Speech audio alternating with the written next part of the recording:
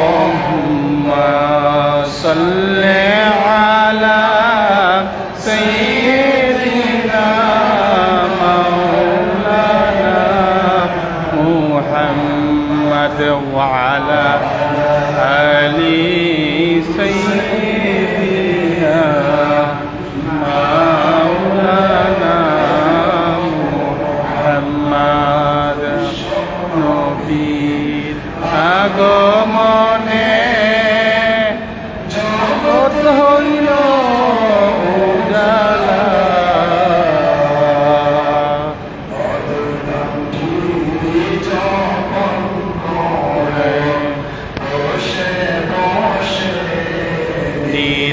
নিরালায় আল্লাহুম্মা সাল্লি আলা সাইয়্যিদিনা মাওলানা মুহাম্মদ ওয়া আলা আলি সাইয়্যিদিনা মাওলানা মুহাম্মদ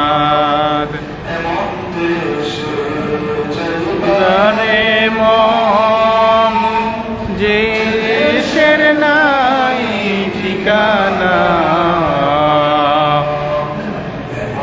দেশে শিবারে মন নাই বিছানা আল্লাহুম্মা সাল্লি আলা সাইয়্যিদিনা মাওলানা মুহাম্মদ ওয়া আলা আলি সাইয়্যিদিনা মাওলানা মুহাম্মদ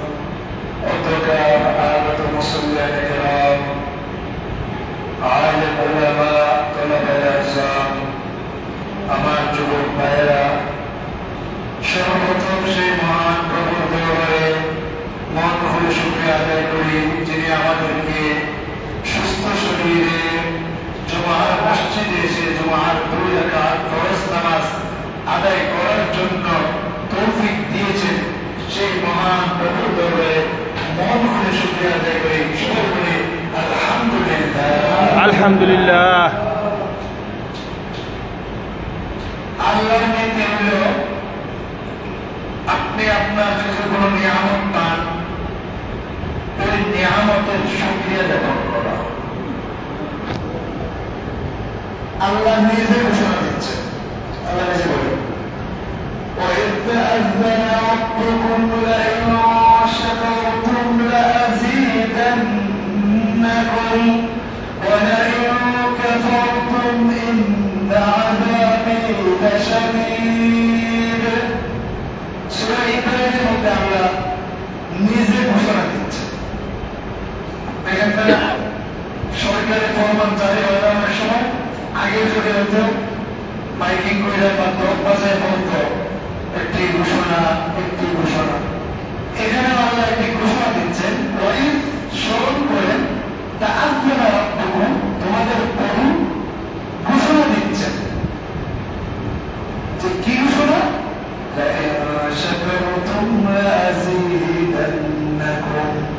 যদি তোমরা শুকরিয়া জ্ঞাপন করো, কৃতজ্ঞতা করো, অবশ্যই অবশ্যই আমি তোমাদেরকে তোমাদের নিয়ামত সমূহকে বাড়িয়ে দেব।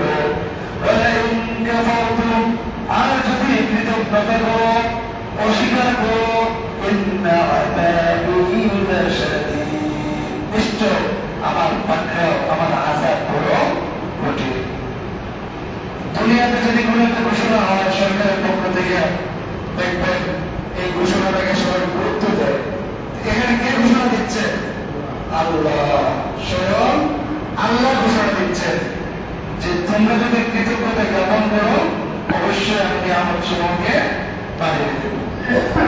এটা মানে কৃতজ্ঞতা দেয়। মুসা আলাইহিস সালাম একবার আল্লাহর কাছে যাচ্ছিলেন, আল্লাহর সাথে কথা বলবেন।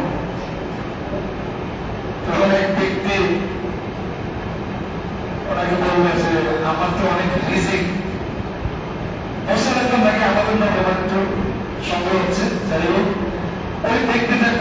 আল্লাহর কাছে একটা বললেন আমার রিজিক যেন একটু কমায় দেয়, আমার অনেক রিজিক আসতে থাকে। তখন আল্লাহর কাছে বলা হলো পরে আল্লাহ বললেন যে তাকে বললো না শুকরিয়া করতে, মানে অকৃতজ্ঞতা করার জন্য বলল, তাহলে তার নিয়ামত কমবে আর নেবে পাবে। কিন্তু সে আর এটা মানে নেয়, তাকে বলা হলো যে তুমি অকৃতজ্ঞতা করবো। সে বলতেছে যে না, এটা আমার দ্বারা সম্ভব না। আমি যদি একটা দ্বারা আল্লাহ আমার খাওয়ায়, আমি সাথে সাথে আলহামদুলিল্লাহ বলে শুকরিয়া। আলহামদুলিল্লাহ, আলহামদুলিল্লাহ। যেহেতু তুমি শুকরিয়া আদায় করে ওনার রিজিক আর কমে না, সুতরাং আমি আপনিও যে অবস্থায় আছি, যতটুকুই আছি, শুকরিয়া জ্ঞাপন করবো। কি করবো? শুকরিয়া জ্ঞাপন করবো। তাইলে আমি আপনার আল্লাহর নিয়ামত বাড়াইয়া দেব। সুবহানাল্লাহ। আমি যে আলোচনা করতেছিলাম, কিছু সত্য আলোচনা করেছিলাম, তারপর নিয়ে আল্লাহর ভয়। আল্লাহর ভয় কাকে বলেন? মানে আল্লাহর আনুগত্য করা, আল্লাহর অবাধ্যতা না করার নামে হইল তাকওয়া। আল্লাহকে স্মরণ করা, মনে রাখা, আল্লাহকে ভুলে না যাওয়া, এটার নাম হইল তাকওয়া।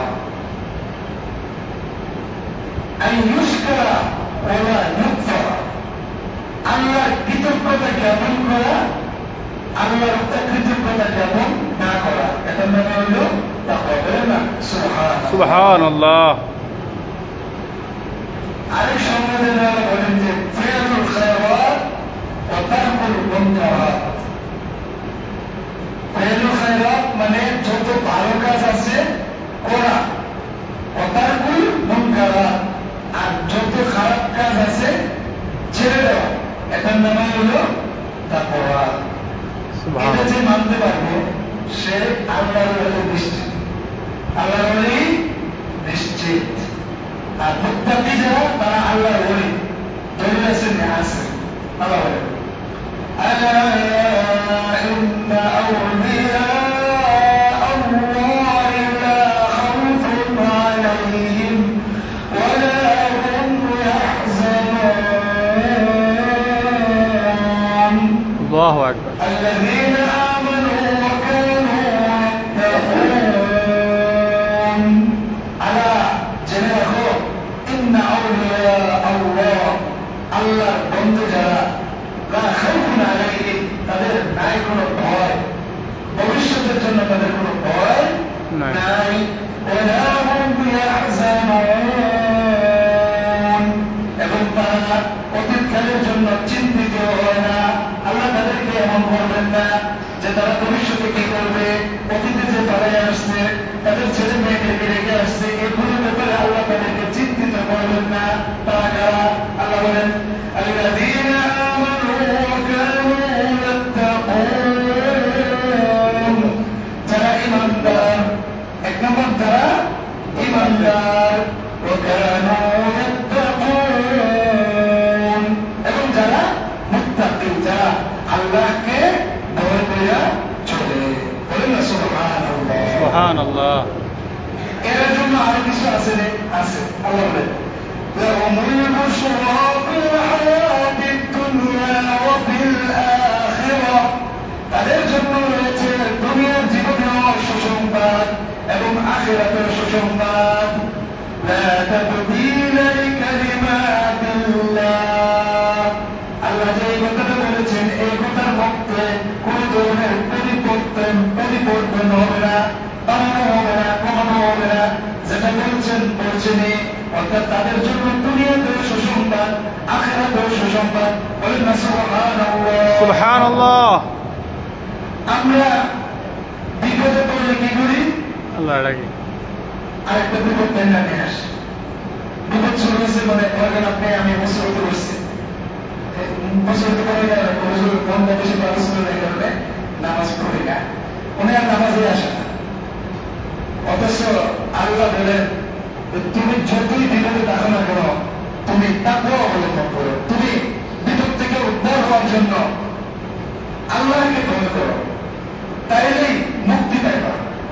মুক্তির পথ আল্লাহ বলতে দিয়েছেন তাকওয়া, আল্লাহকে ভয় করে চলা, নামাজ, রোজা, হজ, যাকাত এগুলো আদায় করা।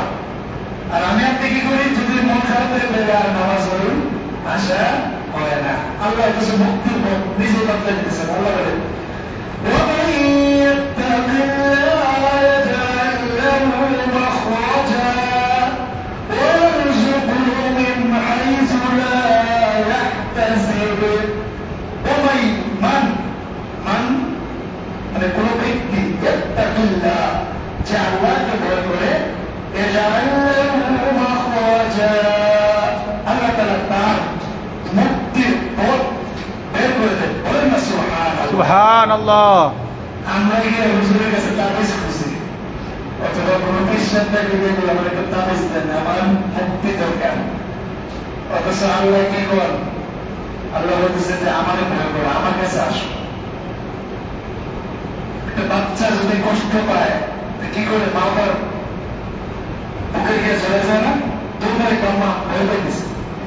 তো আল্লাহ বলতেছে যে তুমি ভয় পাও, তুমি মুসিবতে আছো, তোমার সমস্যা আছে, এ যে আল্লাহ মাখরাজা, তুমি আল্লাহকে ভয় করে চলো।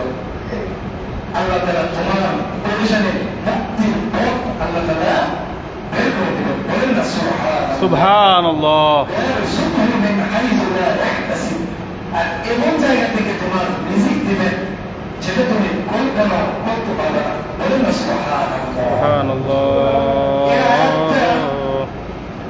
সুবহানাল্লাহ।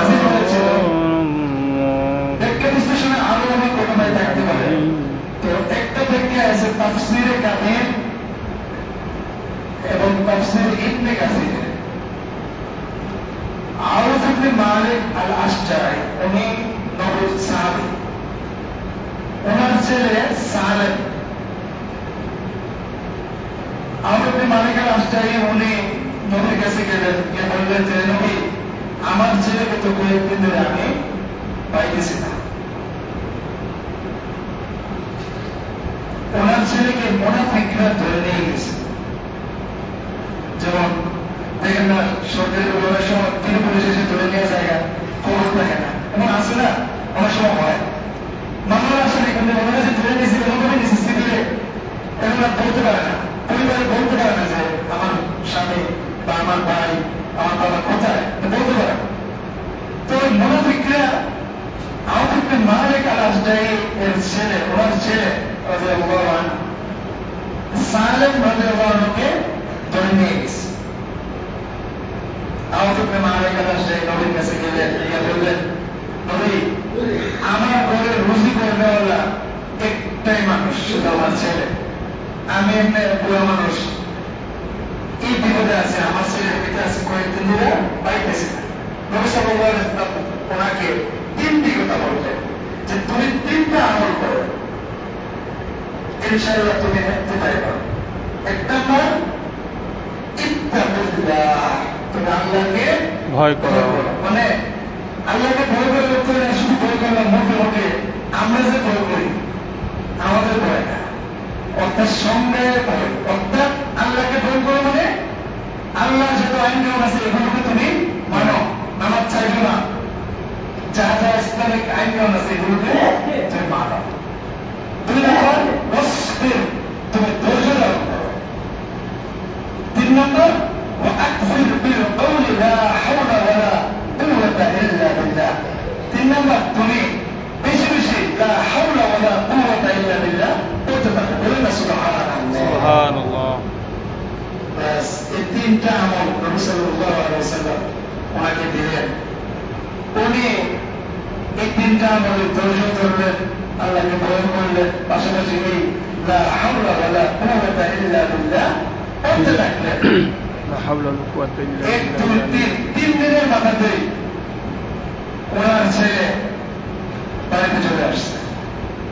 শুধু আসছে না, আসার পথে 177 1000 তাফসীরে বেশ কম আছে দেখা, এমন 100 উট, অর্থাৎ যেটার কোনো মালিক নাই এমন বড় বড় দিকে উনি নিয়ে বাড়িতে চলে আসছে। বলেন না সুবহানাল্লাহ। সুবহানাল্লাহ। আল্লাহ তাআলা মুক্তি দিচ্ছেন নি? দিছে। আল্লাহ তাআলা বেতন থেকেও মুক্তির ব্যবস্থা করছেন এবং বিনা হিসাবে বেহিসাব রিজিক প্রদান করেছেন। 100 উটের বর্তমান মূল্য কত হবে? অনেক, অনেক। 1 লাখ টাকা। একটা উটের দাম তো বর্তমানে 10-20 লাখ টাকা হবে। অনেক টাকা। কম বেশি হতে পারে। অনেক টাকা। তো এখন থেকে 100 উটের দাম কত? এমন উট আল্লাহ তাআলা ওনাকে দিয়ে দিয়েছেন, গায়েব থেকে রিজিকের ব্যবস্থা করেছেন। এ কারণে আল্লাহ তাআলা বলেন তোমরা তাকওয়া অবলম্বন করো, তাহলেই তোমরা কি করতে পারবা? তোমাদের যে সমস্যা আছে সমস্যার সমাধান আছে। বলেন না সুবহানাল্লাহ।